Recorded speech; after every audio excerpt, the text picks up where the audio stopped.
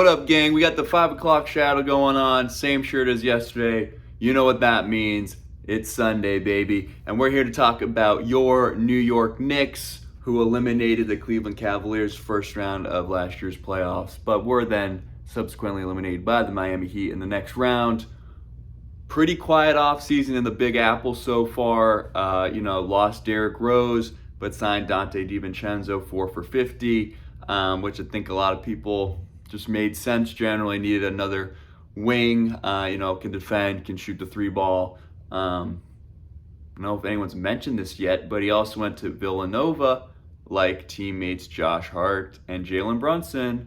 Whoa, what a crazy fact. But otherwise, pretty much the same. Tom Thibodeau back, obviously, as coach. And Leon Rose now kind of famously has not spoken to the press. We don't really know what's going on in Knicks front office, but, based on some of the context clues, this is a team that is in place to make a big move. They have the Evan Fournier contract to help match salaries with the star. They have some young assets. When you look at RJ Barrett, Emmanuel Quickly, they have Julius Randle. What his trade value is, who knows? Mitchell Robinson, someone you could look at and maybe upgrade at the position in a deal. Quentin Grimes, interesting piece.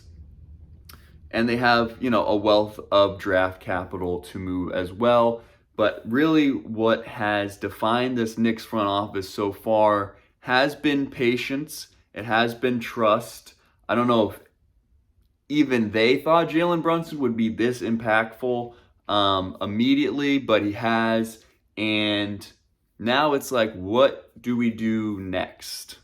And for me, honestly, looking at this team, they don't have the star power of Cleveland, yet they beat Cleveland. So that means something. There is value there in determining, I think a lot of that has to do with Jalen Brunson. And kind of maybe we don't recognize him as the star that we probably should, just because of kind of what his background was, playing second fiddle to Luka for a while in Dallas. But maybe it's time to treat him actually in like the conversation of some of the best point guards in the league. But, what is RJ Barrett now? What kind of season does Julius Randle have? There's some question marks in terms of, is this team now just going to be in the middle of the East for the foreseeable future? And, we've seen teams go all in and pretty much it doesn't work out. The Rudy Gobert thing, jury's still out, but obviously that was a huge all-in move that was highly questionable. But then you look at a team like the Bucks when, they make the Drew Holiday trade, they get a title, they went all in, and, they have one title to show for it. Same thing with the Lakers with Anthony Davis so far. Went all in on him, won a title. What is the Knicks version of that? Because it does happen. You look at the Raptors did a pretty risky one-year rental of Kawhi Leonard, ended up with a title. It happens. Whether this team's even one piece away, though, is a whole separate conversation. And, of course, with the Harden thing looming in Philly, what does Joel Embiid do if he becomes available and you put him on this team? Maybe they do something, but you can argue that this Knicks team, I'm not sure, maybe a little bit deeper than the 76ers this past year. Obviously, Brunson, more success in the playoffs just individually than James Harden, so maybe he's an upgrade there. And, maybe the kind of culture in Tibbs, does something to Embiid that makes him, a better playoff star. But if Embiid is not going to vault you into the kind of contender conversation, then maybe we need to kind of reevaluate what is this Knicks team. Maybe it's two stars, maybe it's upgrading multiple positions, or maybe it's just holding down the fort until, the right star comes around. And, it seems like an inevitability that, some star is going to become unhappy at some point down the line. Dame Lillard is tough because him and Brunson really don't make sense, and I don't think the Knicks would consider trading Brunson for Lillard, and I don't really know why the Trailblazers would want Brunson to begin with. So really, Dame doesn't make any sense. So we can check him off. Like, there's no point. Embiid's an interesting one, but he's reiterated his interest in staying in Philly and doing like the whole like one team for a whole career sort of thing.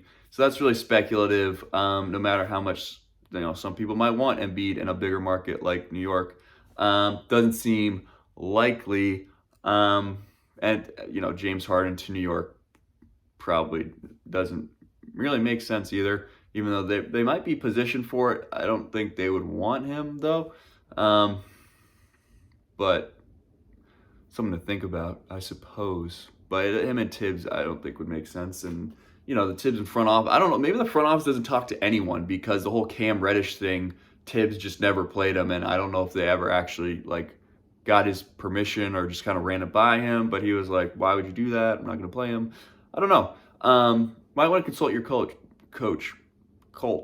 when you're doing stuff like that. But Karl Anthony Towns has been mentioned because, like the whole Kentucky thing with this Knicks team. I don't know. I fear that the Knicks are going to be in a continued state of elevated mediocrity, which is to say, they're gonna, the next couple seasons with Brunson, they're gonna find themselves in the 4 to 7 seed conversation, especially because the East is kind of whack right now, where it is Boston, Milwaukee, Philly's somewhere in the mix, but we don't know where. Miami, if they don't land Dame, and we'll talk about them obviously a little bit later in the month, Miami's kind of fucked. And I don't use that lightly. If if they don't land a Dame or a Dame-like star, you look at that roster and they made the finals with sort of weird bits and pieces, but they're really gonna have some trouble, I think, with their current roster as it stands. So, Toronto's probably not going to be in that sort of space. And so, I don't know, Atlanta, those are, the Knicks are, have really actually placed themselves in a good position to be in the playoffs for the foreseeable future. But, is that, maybe that's enough for the Knicks, honestly, because they've had a lot of trouble just, winning playoff series. But they won one this past year, and maybe they build on that, and who knows, maybe you luck out with injuries and they find themselves in the conference finals. I'm trying to play what are the range of outcomes here for the Knicks, and none of them really end with them hosting up a championship trophy.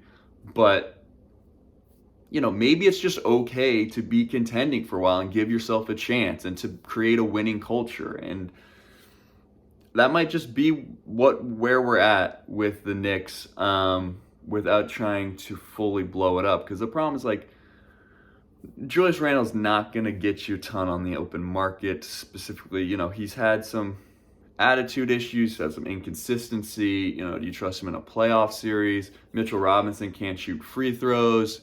But, Josh Hart is a great piece. I think DiVincenzo, quickly, Jalen Brunson, they got a lot of good pieces.